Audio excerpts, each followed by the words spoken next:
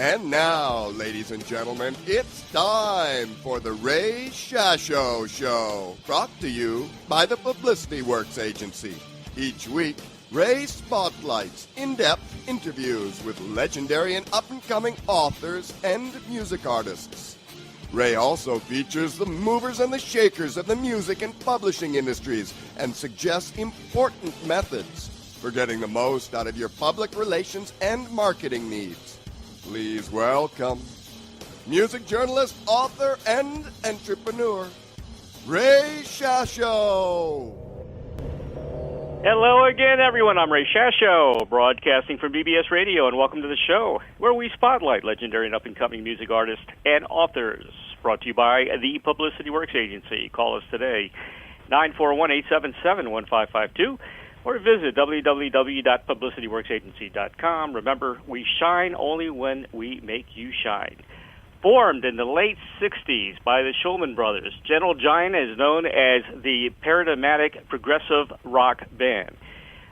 With an uncomparable musicianship, they went as far as no one ever did into unexplored grounds in the progressive music, navigating over dissonant 20th century classical chamber music, medieval vocal music, jazz, and rock. The multi-instrumentation capabilities of the musicians gave such dynamic to their music, which set parameters to a whole coming generation up to those very days. They explored Moogs, Mellotrons, and Fender Rhodes usage with such majesty, not to mention other instruments like oboes, violins, cellos, and horns, among others. The band was able to come across the 70s maintaining an outstanding level on their music, altering their style over the years and keeping the quality as only a few bands were able to do. Among their magnificent discography, I can never say that word, all the albums from acquiring the taste through playing the full essential progressive rock releases, with the possible exception of Interview. This portion of the band's career would see a fittingly grand conclusion on the live playing the full album. What more is there to say about these masters of progressive music? Renowned music industry veteran Derek Shulman has achieved success sitting on both sides of the desk.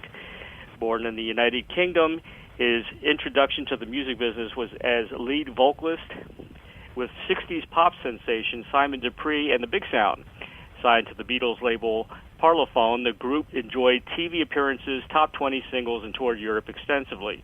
They even secured a talented keyboard player by the name of Reginald Dwight, Elton John, towards the later part of their lifespan. In 1970, they changed their name to Gentle Giant, going on to even bigger acclaim, recording a succession of best-selling record albums, and touring the world as a major headlining attraction. Following his recording career, Shulman became a prominent record executive, starting as an A&R rep at Polygram Records, where he rose to the ranks of senior vice president. He signed Bon Jovi, Dan Reed Network, Cinderella, and Kingdom Come, among many others. In 1988, he became president and CEO of Atco Records, where he signed the progressive metal band Dream Theater, as well as Pantera. He also reestablished the careers of AC/DC and Bad Company, both of whom sold multi-platinum albums under his watch. He then went on to become president of Roadrunner Records, overseeing signings like Slipknot and Nickelback. In March 2010, Derek Shulman established a new venture with international music impresario Leonard Pavkovic called 2+ Music and Entertainment. Gentle Giant, three-piece suite, is a specially curated selection of songs and compositions from Gentle Giant's first 3 albums. Giant, Acquiring the Taste, 3 Friends, presented in both 5.1 surround sound and stereo. There are 9 tracks from the albums, plus a pre-debut song remixed by Steven Wilson. The choices were determined by the limited availability of multi-track master tapes from the era. Only a few songs from each album are known to exist as multi-tracks, with the rest presumably lost. For fans of Gentle Giant, 3-piece suit is a must-have. For fans of great musicianship and progressive rock, this is an incredible insight into the earliest days of the legendary band. Look for the upcoming Gentle Giant 3-piece suit release on CD, Blu-ray, and vinyl on September 29th on Soul Food Music. Pre-order links for Amazon and iTunes are linked on https://link.to/General Giant _3-piece suit. Please welcome singer-songwriter, multi-instrumentalist for progressive rock legends Gentle Giant and record producer and record executive Derek Shulman to the Ray Shasho Show. Hello, Derek. Hi, Ray. That's quite an introduction. I didn't know that I did so much, but thank you for letting me know. Well, there's more if you want me to keep reading. No, that's enough. That's all you have to do. That's enough. Then we wouldn't have that's what you're talking about. Then we wouldn't have an interview. How'd you make that transition from musician to record executive? That's quite impressive. Well, it was something of a number one, a need to work, and number two, wanting to be involved in the business on a different angle, and having the ability and I guess experience of being in charge of the band, if you like, in certain respects, because we were self-managed towards the end, and utilizing my experience on that side to hopefully help artists on the other side, on the dark side, as it were. So it was a transition which, how can I put this, was difficult at first, but ultimately was probably the right one for me. Now, what are you working on lately? Is there any new and up-and-coming bands that you wanted to talk about, or are you still doing that? Oh, yeah, sure. Yeah. Unfortunately or fortunately, music has been part of my DNA since I was born, and even though I'm older now, and I won't say what age, I'm certainly involved very much so in a lot of either classic rock bands and or young bands who are upcoming, and that's the future, and one mustn't discount what the future is, because it's certainly not the older bands who are effectively dying off. Right, so yes, right. I'm very much involved. There are a few things, but nothing. I don't think of any particular band that on the new side that I would say that are ready to be told about just yet. But certainly a lot of other bands I work with, as you probably know. Bands like Whitesnake, Toto, Journey. And in my new facility with bands like Rose Tattoo and et cetera, all the other big hard rock bands. Well, we need more people like you. All the pioneers of the music industry. A lot of them either passed away, they don't exist anymore, or there's a lot of corporate rock. That kind of took over. I was in radio back in the late 70s, and I was a top 40 jock back then. Mm-hmm. And a lot of things have changed on the radio. I wrote a book. It's not out yet about how radio killed the rock star. It made the rock star, but then it killed it because it wouldn't play any of the current stuff anymore. There's a lot of good music out there, but they're stuck on their attracting 14-year-olds now. Instead of playing a diverse array of music. So sure. It's changed a lot. Well, we were very fortunate in a lot of ways. I mean, we're talking about Gentle Giant. Yep. Before that, Simon Dupree, certainly, that Gentle Giant was born in an era where I think everyone was creative and everyone was naive. So there was no sort of like set pattern and or direction where people would go. So as if you were on radio in the sort of before the FM. And as the formats became popular, we'd be, there'd be DJs playing a whole side or a whole album, right, of our music, and or Chester songs, and or Crimsons and Zappas and God knows what else. So thankfully, we had that kind of exposure, and we were lucky enough to, play all over the world with different kinds of artists. So it's a different era, and unfortunately, I think not in a positive era. Yeah, we were very lucky because the underground rock stations were what other station is going to play Captain Beefheart? No, exactly. Yeah, that's true. Yeah. But back then they took a chance and they did, and they had their audience for it. Now today they just you don't find that kind of stuff anywhere, which is really a shame because those are the true great artists. What did you do for AC/DC? Well, what I had a situation where I was a president and CEO of ATCO, and in fact, actually, AC/DC, believe it or not, were on Atlantic, as you probably know, and the Atlantic were prepared to drop them because they weren't selling the amounts of albums that they were supposed to, and the deal was fairly expensive.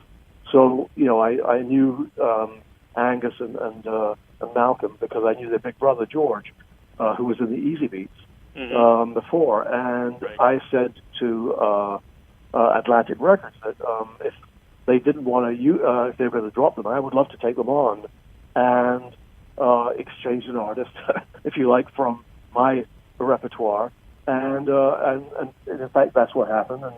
And got together with the guys and introduced them to Bruce Fairbairn, Bob Rock, and had them work really hard on their songs. And in fact, it worked and regenerated their career with the album Razor's Edge, which had Thunderstruck, et cetera, et cetera. So and I was probably the only executive, if you like, that was allowed to be in a studio with the guys. They never liked or enjoyed record men hanging around the studio, but they knew that I was a musician too, so I could understand what they were doing, and I'd done it myself. So in that respect, I was very lucky in that respect too. Yeah, thank you for all you've done with all these great rock bands. I think of the pioneers. Like I don't know, Don Kirshner comes to mind, and these guys who, Don Kirshner was very successful bringing up Kansas, and a lot of other bands, and thank you for all the great music you brought in.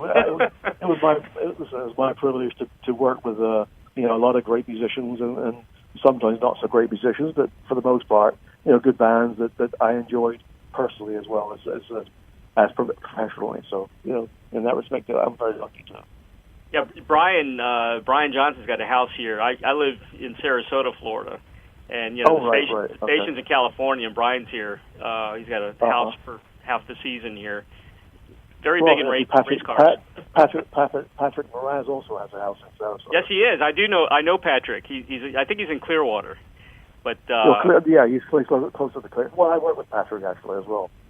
He's a great guy. I've had him on the show. I've interviewed him several times. Nice guy. Right. Really, really nice guy. Great guy. Yeah, and a great musician. Great musician, awesome musician. I think one of my favorite lineups is when Patrick was there, when they did Relayer. That was my favorite album. Well, I agree with you, and I work with Patrick to oversee his career as well. So you ask me what I do that as well as the record and whatever that means, company situation as well. So it's a small world. It is a small world. Here's a crazy question for you, because I hear it all the time. Does the Illuminati really exist in music, or is that all just a bunch of crap? What was that, sorry? The Illuminati. Have you heard about the Illuminati? No. Oh, you have not? Okay. You look it up on Google. Okay. Well, I assume it means I'm holding a phone right now, so it's not able. But what is it actually? Well, it's a group that's been around for centuries. But people say they've infiltrated the music industry and they have total control over the music industry, and without good intentions. And I was just wondering if you heard of any of that. I'm not heard any of that. Theorist, actually. Okay. I think great music and great artists ultimately see through any kind of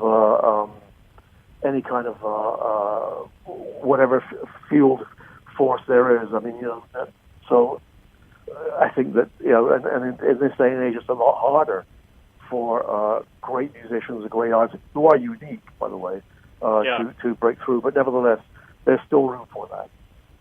Now, talk about 2+ Music and Entertainment. Is that what one of your companies right now?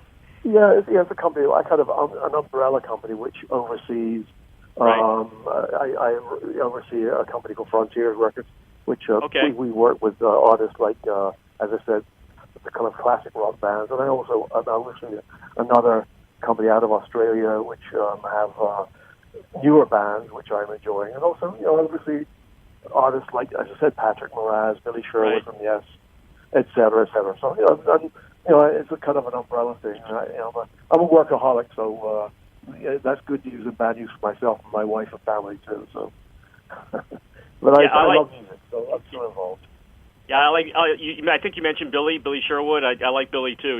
He's been on the show. He's also a great guy and works. Yeah, Billy's great. Yeah. Excellent at what he does. He really Absolutely. is good. Yeah. Simon Dupree and the Big Sound, man. I remember. Kites. Wow. That was a great song. That was a huge song for us. That was huge. A top 10 record. Yeah, it was. Yeah. It was still being played on Radio 1 after all these years. Now, I heard in an interview once that you weren't really happy with that song, that it was kind of different than what you guys were heading into, because I guess you were more into R&B, and this kind of came out psychedelic. Is that true? Yeah, well, yes, it kind of is true, because as a band, when we first started out in the south coast of England, we were very influenced, as were most of the classic rock, the bands who came out of the UK during that period, by the American R&B and blues sound. So we were a similar kind of band, and we played all over England and Europe, and we became, thankfully, very popular without having giant hits. I mean, we had top 40 hits, but we didn't have sort of like the top 5 or top 10 hits. And our manager at the time, found this song and said we would be doing an interpretation of it for the next single. Well, it wasn't the kind of songs that we were doing live, but nevertheless, right. We said, okay, listen, we'll give it a shot, and what the hell, and Damn the Torpedoes, it became a top 10, top 5 hit, and kind of defined us to a degree, and in that respect, we were suddenly a pop band rather than sort of a rock R&B band, and so therefore, our audiences came to see the pop hits rather than a band that would play, great music. It didn't affect our fan base, but what it did was put us into a kind of a pop mold. So that kind of, even though it was good news that we had hits, unfortunately, we were kind of stymied musically because we were placed into a bag which is a pop bag rather than being able to expand our own universe naturally. Yeah. That happened to the Moody Blues too. They came out as an R&B band, and they came out with Go Now. They were considered a pop band, and then they went into prog rock pretty much the rest of the way. The same thing happened to a lot of bands who were in that era. I mean, Steve Howe was in oh god, I can't remember the damn name. So all of these guys were in pop bands, trying to make it, and ultimately broke free from those bands and. What's his face? In the Idol race, ELO. Jeff Lynne was in the Idol race and broke out into ELO. So there are all these artists that made their moves in the early '70s were in bands like Simon Dupree, but were able to break free and do their own thing in the late '60s, early '70s. Well, what do you think of the Crazy World of Arthur Brown's version of Kites?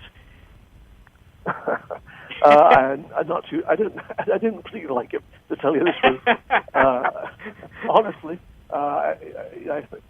although I loved the Crazy World of Arthur Brown back in the day, I think they were one of the best bands actually that were going during that period.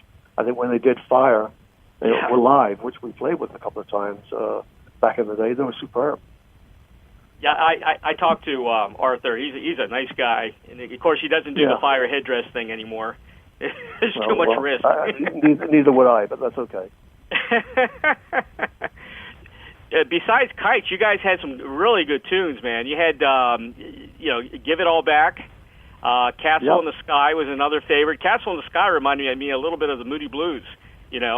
Well, we tended towards moving in that direction. Right. With these songs that we put out, but we were kind of again bagged into the pop thing. So really, it was quite kind of constricting. So again, towards the end of the late '60s, we decided to say, look, if we're the audience was coming to hear the hits, then we can't continue. So we wanted to break the band up, which we did, and we were fortunate in the fact that we had a manager who thought that we did, that we had enough wherewithal, if you like, to move into a different direction completely and put a new band together. This is myself and my brothers. Right. So this is what we did. In fact, we broke Simon Dupree up and took about 6 to 9 months finding new players and getting, opening a new chapter in our own musical careers. I could hear Like the Sun, Like the Fire was starting to sound very much like Gentle Giants. There's a few songs in the old Simon Dupree repertoire that people wouldn't even know about, which I'm surprised you know about, that were tending towards where we're going to go, but we couldn't put them out as singles because they weren't poppy enough. So therefore, we had to break free. Yep. Yeah. Well, I thought so. Very good songs. And then you had Elton John at the tail end of that. He was performing, I guess, on a few tracks with you guys. Yeah, Reg in fact, was in our band towards the end, and in fact, I became good friends with myself and my brother Ray.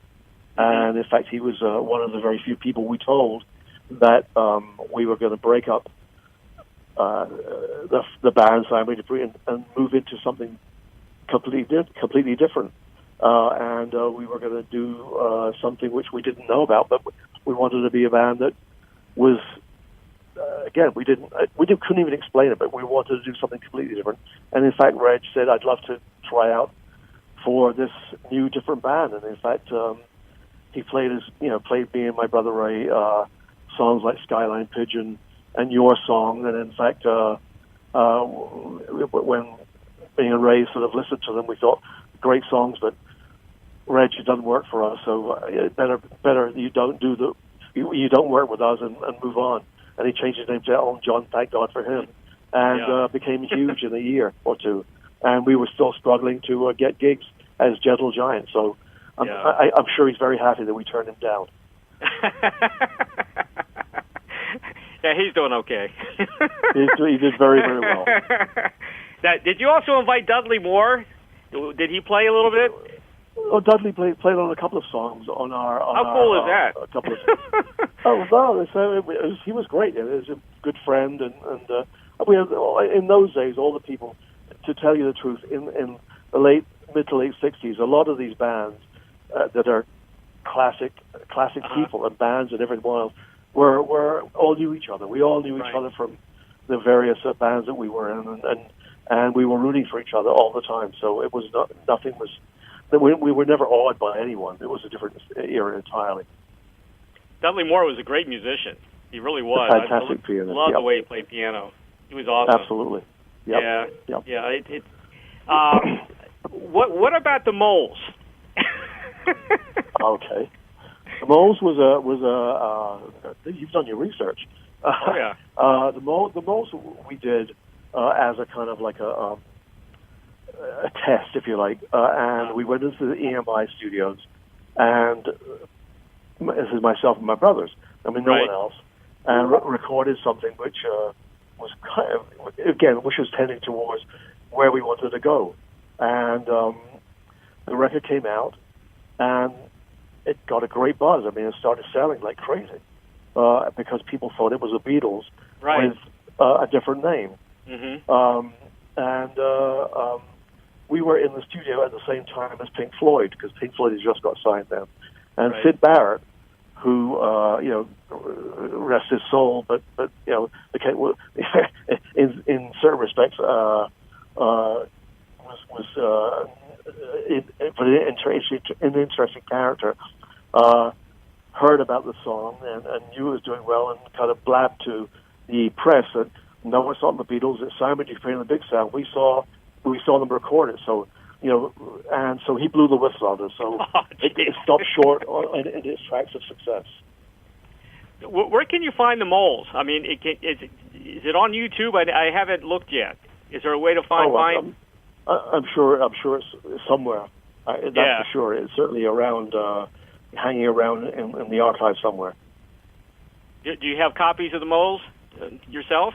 I do, but it was an experiment where we thought, well, let's try something completely weird and wacky, but cool, and it was cool. But Sid Barrett unplugged us, It reminds me of the band XTC. Of course, very well. Yeah, they did the Dukes of Stratosphere. They did something very different, and that album, they did a couple of albums, sounded very Beatles-ish, also. Right. Yeah. Well, they were kind. I mean, they were kind of Beatles anyway in their experimental ways, but and a good band back in the day. Yeah. Yeah. I better talk about some Gentle Giant here, or people are going to be mad at me. I'm just as a top 40 guy, I'm really into the 60s, the hits, and I was very intrigued by that history is very important, actually, because it really is important, because it paved the way for a lot of these classic rock bands, or the bands who made it in the 70s and 80s. Right. Whether just as a point of reference, bands like the Idol, which became ELO, bands like Episode 6, which became Deep Purple, etc., etc. Keith West and Tomorrow, which was Steve Howe's band, etc. Exactly. Yeah. Now, I heard in an interview you didn't like the progressive rock classification imposed on Gentle Giant. Is that true?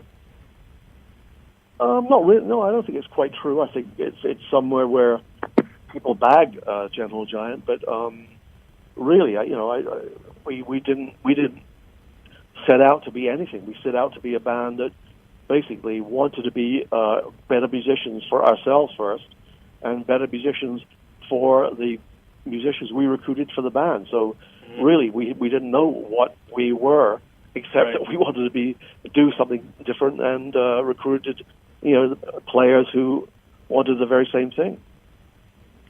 I think didn't they call it classical rock for a while? I remember that. Yeah. I don't know. I really can't remember. But no, we didn't not like it. It was just something, I guess, you have to put a tag on, because it wasn't 40, if you like, or hard rock or whatever. So whatever it's called, it's called. I don't really mind.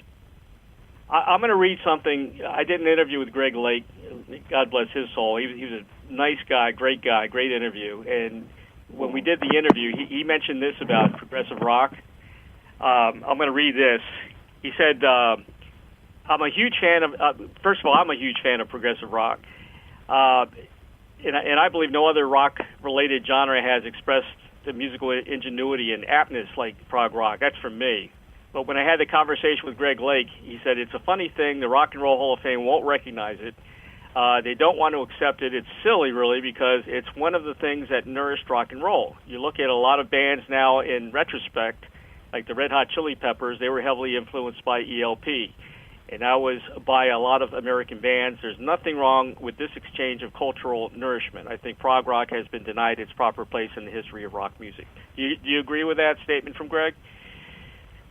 Yes, to a degree. In fact, I think, prog rock, I mean, again, it's a weird thing to define, but certainly the experimental, if you like, and dissonant, and or whatever we did, and other bands like ELP and the S and everything else did, were not, the usual 3-chord with a vocal line on top. So I think it did influence a lot of different kinds of music going forward. And the interesting thing for me is it's become very, very popular in the hip hop world, where our music is become is being sampled by some very, very influential hip hop artists, and enjoyed by those musicians in that world, like Questlove and et cetera, and this band called Run the Jewels. They in fact had a giant #1 hit with a song called Legend Has It,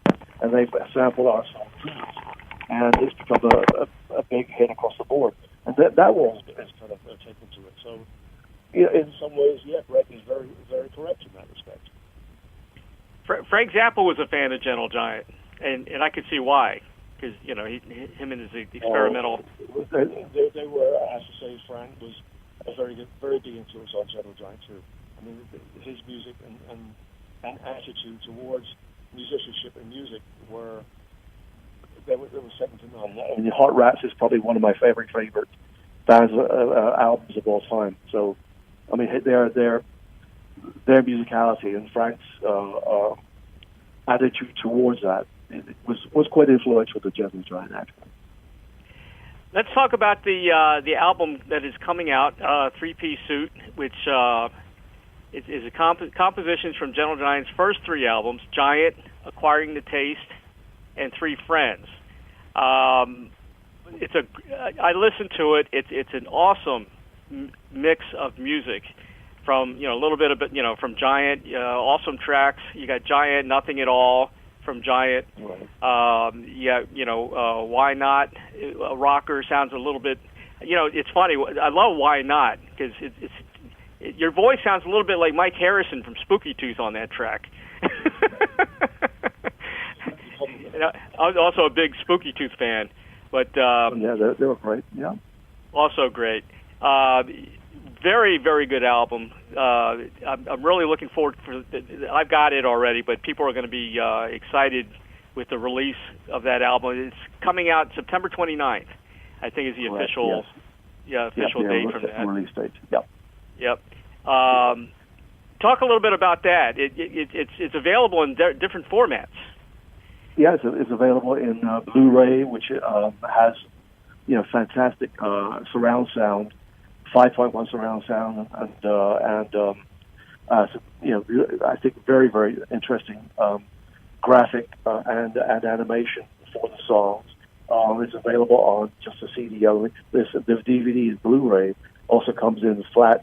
We actually produce the flat transfers on all three albums, as well as the instrumentals, as well as the songs themselves.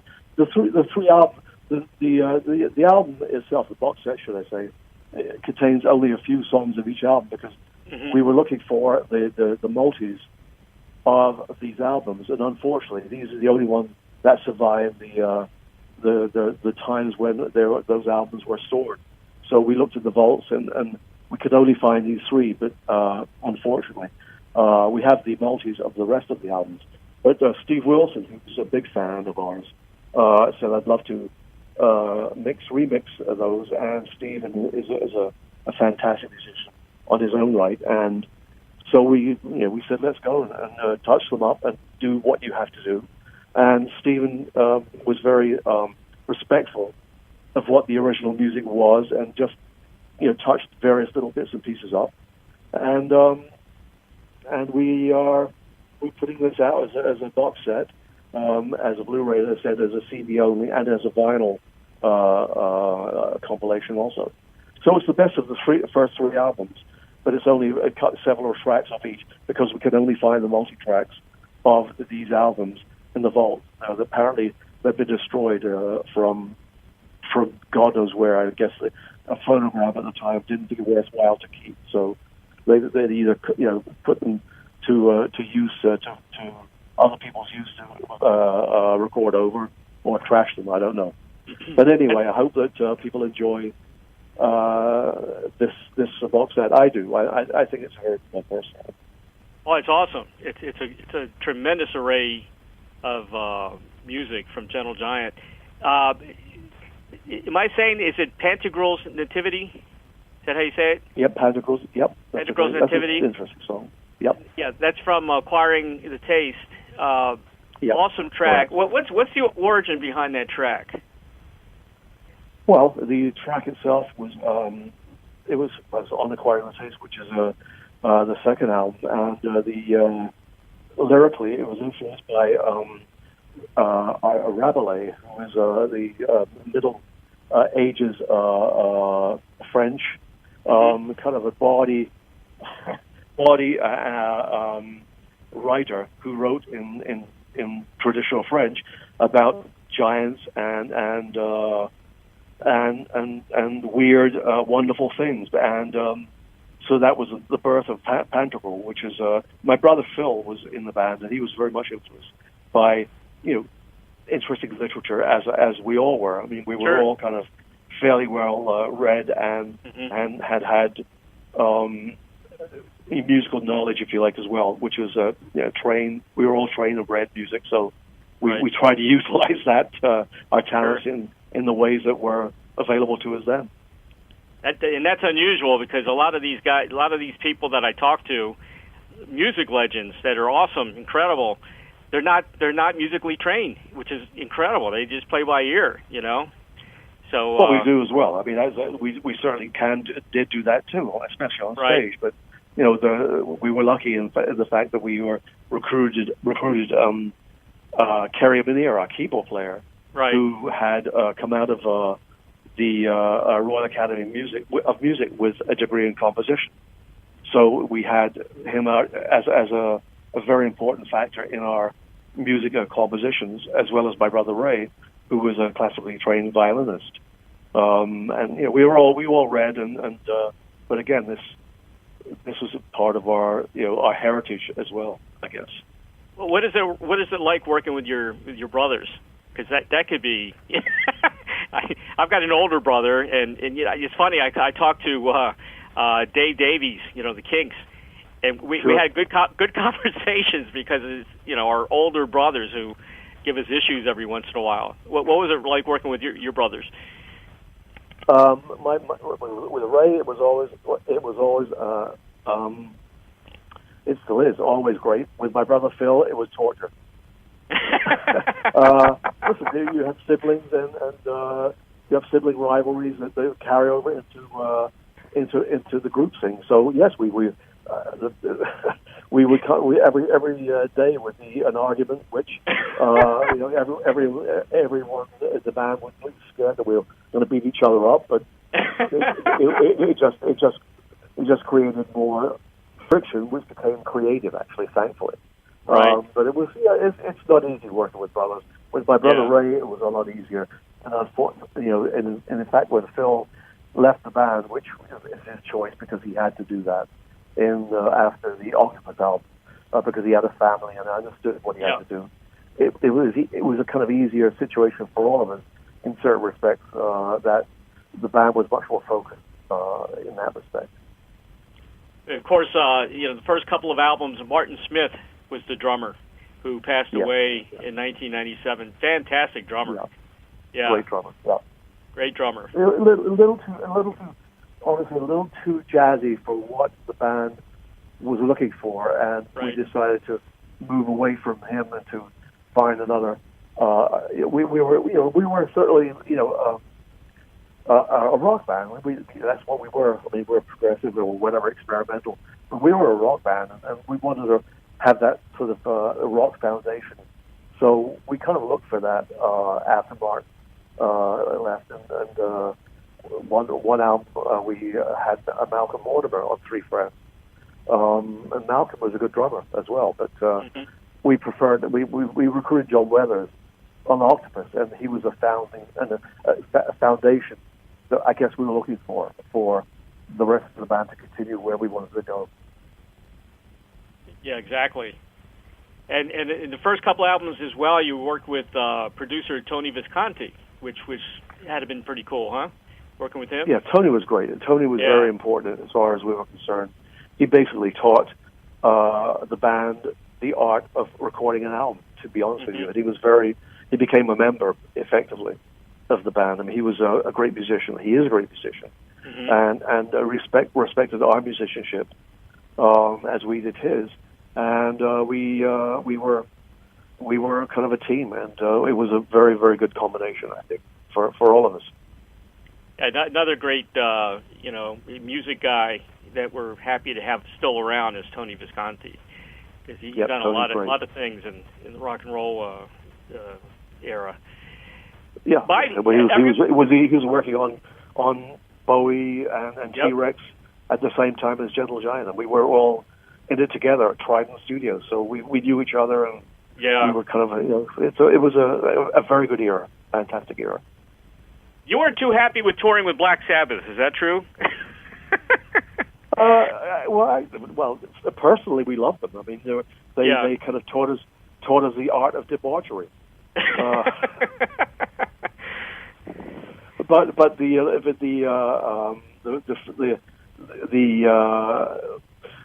bill itself, it didn't kind of lend itself to a particular fashion. So the tour, which is one of the very first tours we did in the U.S., was odd because Sabbath had just broken through with Paranoid. We Right. were just, starting out. So when we went on stage, people were saying "get off" and booing us. Ultimately, we were able to fashion our set to win them over. So we were lucky in that respect. We knew how to stand our ground, if you like, and win over an audience. But the Sabbath audience were rabid heavy metal fans, and when we picked up a violin and a cello, the fans were wondering what the hell these instruments were, and for us to get off stage. But we ultimately won them over, except probably the last gig in the tour, which is the L.A. Hollywood Bowl gig, which is probably well known in the respect that during that show we were in the middle of a quiet violin, cello, sort of a quasi-classical piece, and someone decided to throw a cherry bomb on stage. Really? And that didn't bode too well for the band. So we stopped playing, and my brother Phil basically cursed the audience out, and the boo that came out was probably one of my classiest and noisiest boos you'll ever hear in the history of music. Well, just chalk it up to another great rock and roll story, But we went back the year after and sold out, I think, 8 or 10 nights at the Whiskey. So there you go. There you go, huh? And of course, you probably played with guys like Jethro Tull and bands like that as well. Tull were great with us. I mean, we're still very, very good friends with those guys, and they were very, very supportive. And in fact, the tour in Europe and North America was a very important tour for Gentle Giant, because out of that we broke in a lot of countries as headliners in our own right. So that was and they were very forthcoming and very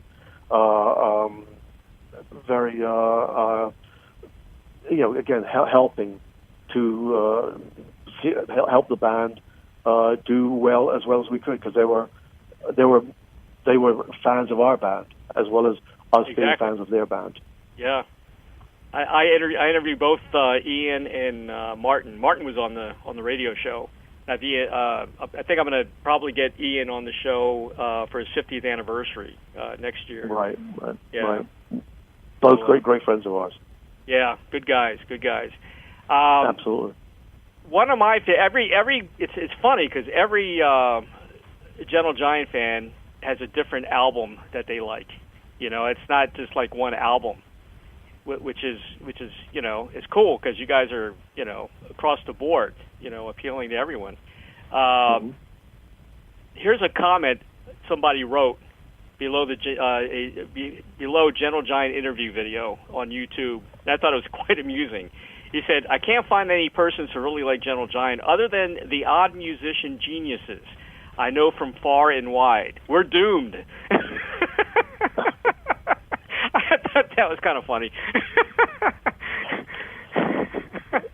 Well, is it a comment on sounding like Gentle Giant, you mean? Yeah. He loves Gentle Giant. He can't understand why.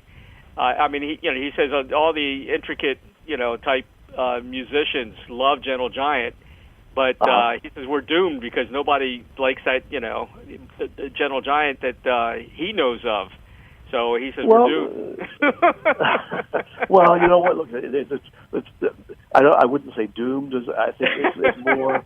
Look, we were lucky in the fact that we were able to take our music and record it and take it on stage and acquire a very strong fan base that, believe it or not, is even stronger in today's marketplace, which is bizarre that we're speaking about Gentle Giant, which basically stopped playing 37 years ago. Yeah, exactly. So it's a very interesting fact that I guess the legacy or whatever we left, I guess is still relevant. I don't know. I guess it is. Oh, you've got a lot of fans out there. I know it. If you go on YouTube, you're going to see lots of comments, great comments, lots of views of all your music. I mean, it's still going on. It's like very, I want to say like a cult thing, for lack of a better word, but it's kind of like the Zappa fans and that kind of thing. It's like the Captain Beefheart fans. They're devoted forever. Well, again, we didn't.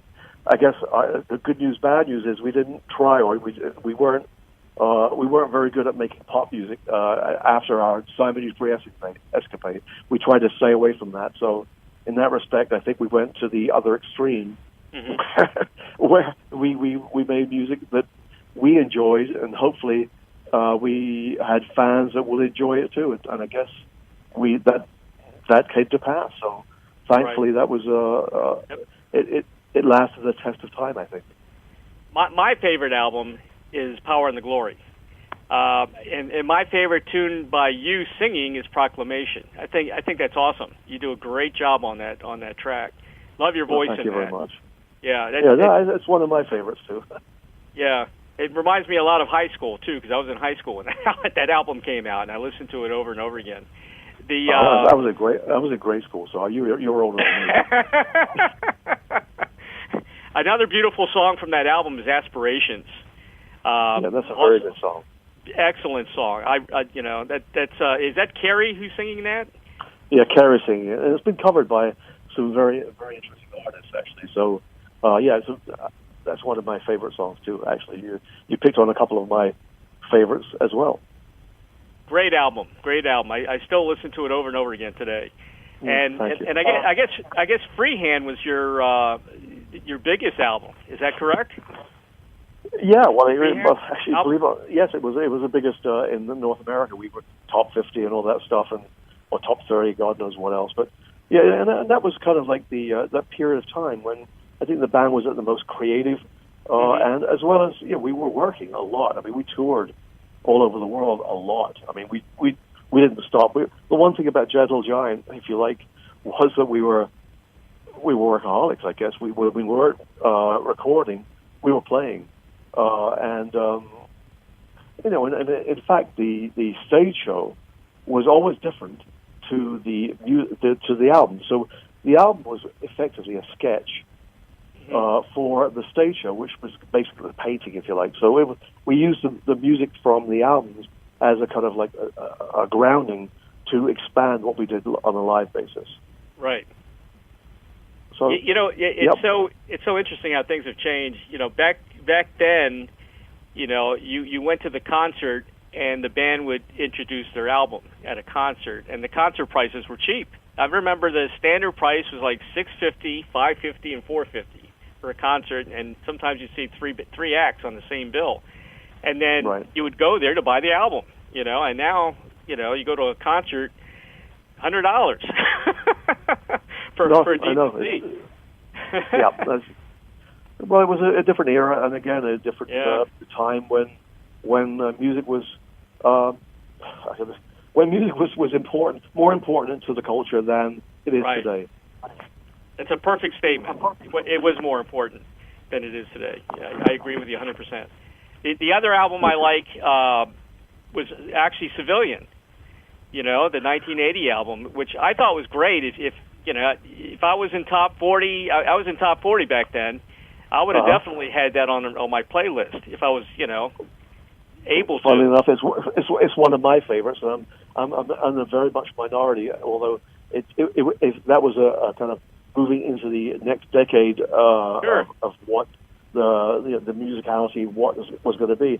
But I think this is a very undersung album, and in fact, that's an album which I think the fans, of the band. That's the only album we don't have the access to, but I'm working on that to get that back into our fold and show the fans of the earlier stuff that Civilian is an album that is worthwhile for sure. Oh, it's a great album. Are you going to re-release that album, you think? Yes, I think we will. Yeah. Correct. Yep. Incredible album. I really enjoyed it. I think a lot of people are rediscovering that album as well. Yeah, it is. I think you're right. I just listened to it myself last week, and I don't sit there like Sunset Boulevard and listen and listen to what we did back in the day. But I just did it for the sake of it, and I really enjoyed it myself. It's different to Octopus, but it's a good difference. We try to be different across the board with every piece of music we try to do. So it was a different album to Freehand and an interview and Missing Piece, but I think it was a good difference. It was a very, very, very well-produced album as well, I thought. Well, yes, Jeff Emmerich, who was our friend, from back in the day in the old EMI days, he was an engineer, and Jeff is spectacular. Actually, Jeff, that's an interesting little sidebar, was Jeff Emmerich produced our very first single, As Simon Dupree and the Big Sound. Really? And produced our last album, A Civilian. First and last, huh? That's ironic. Yep. Yeah. Yep. Very. And I just thought of that just this very second. Huh. Derek, I know we're winding down. Here's a question I ask everybody, and I get some very interesting answers. If you had a Field of Dreams wish, kind of like the movie Field of Dreams, where you get to wish anything you want, to perform or collaborate with anyone from the past or present, who would that be? Wow. How many choices do I get? How about 3? Okay, let me think here. Certainly Zappa. Zappa? Zappa was Frank Zappa. We did we performed with Frank Zappa. So I don't know if that's a good answer. That's fine. We actually That's okay. did some shows. Sure. Yeah, we did some shows with Zappa and Crimson as a tour. Right. I think Charlie Parker. Charlie Parker. Yeah. Tchaikovsky. Yep. There you go. And the Beatles. And the Beatles. Everybody mentions the Beatles. So there's my 3. There you go. Good choice. Have you met any of the Beatles? Absolutely. We recorded in the same studio at the same time. Really? What year was that? In fact, 90s, when we did our very first singles, we were recording at Abbey Road, of course, and so did the Beatles, and we saw them fairly often. In fact, my brother Phil is a little story that when John and Yoko were doing their bed in, right? They had the bed certainly in Abbey Road, and we were in the studio right after they did their session. And my brother Phil, we were kind of like a little sardonic, if you like, and kind of made fun of it. And he started trampolining on their bed. And John and Yoko came in and said, "Get the hell out of here!" So, really? Hell yeah. So we trailed out with our tails between our legs. Oh, jeez. Good story. So yes, the Beatles were always, but certainly they were influential on all the bands. A lot of people say that Sgt. Pepper's was probably one of the first progressive rock albums of its time. And they're correct. It certainly was. Yeah. I used to never think about that in that way, but yeah, it does make sense. Yeah. Derek, what's next for Derek Shulman? What are you going to do next?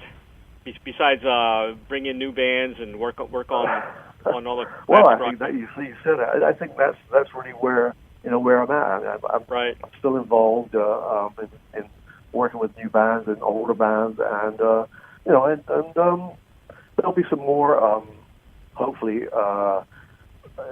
remixes in the future of some other things we have in the vault, and things that are Gentle Giant related and non-Gentle Giant related. I just love music and being around musicians, so this is my life, and it has been since I was born. My father was a professional musician, and when my last breath is taken, I think it's going to be a musical one, I hope. Derek, thank you so much for being on the show today, for all the great music you've given us, and for everything you do in the music industry. We really appreciate it. It's been wonderful talking to you today. Yeah, you too. Thank you very much. Thank you, Derek. Take care. My pleasure. Bye-bye. Bye-bye. Look for the upcoming Gentle Giant 3-piece suite for suite release on CD, Blu-ray, and vinyl, available on September 29th on Soul Food Music. Pre-order links for Amazon and iTunes. are linked, and you can go right to this link and pre-order the album on different venues. https://link.2/GentleGiant_3-piece suite. It's an excellent, excellent album, and I guarantee it, you're going to love it. Very special thanks to Ann Layton of Ann Layton Media, Music, Services, Motivation for arranging this interview, and to Doug and Don Newsom with BBS Radio for making it all happen every show. Join me bi-weekly Mondays at 3 p.m. Pacific, 6 p.m. Eastern on The Ray Shasho Show. If you have comments or suggestions or would like to be a guest on The Ray Shasho Show, call 941-877-1552 or email us at ray@publicityworksagency.com. And don't forget, purchase a copy of my book entitled Check the G's, The True Story of an Eclectic American Family and Their Wacky Family Business, or the second edition entitled Wacky Shenanigans on F Street, Proud to be Politically Incorrect in Washington, D.C. Available now at Amazon.com. You'll live it. Have a great week, everybody.